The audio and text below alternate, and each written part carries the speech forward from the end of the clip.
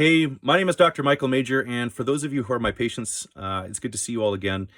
For those of you who are not Verve patients, I sincerely hope that these videos help you out as well too. Welcome to the Verve family. We're all in this together. We're all kind of stuck right now. I'm in my home office, and I got my kiddos are here too. Here, you can take a little peek. Say hi, guys. Hi, who is it? Hi, Grandma, Grandpa. So those are my kids. We're stuck at home.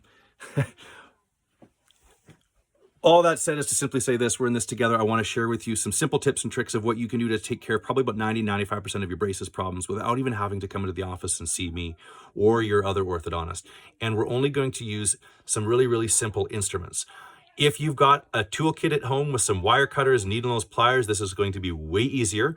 But we are going to go through all of these different common problems in orthodontics using some much more simple tools.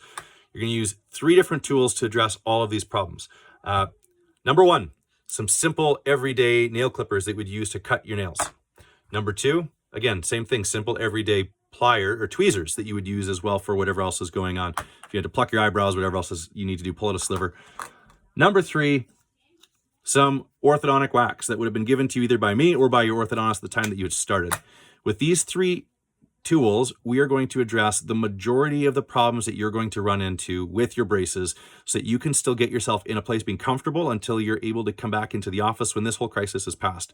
So until then, stay safe, stay social distance, keep yourself healthy, and as much as you got to stay away from other people, please make sure you're hugging your kids. They need it. You need it. We need that contact. I love you all. I look forward to seeing you again when all of this crisis passes.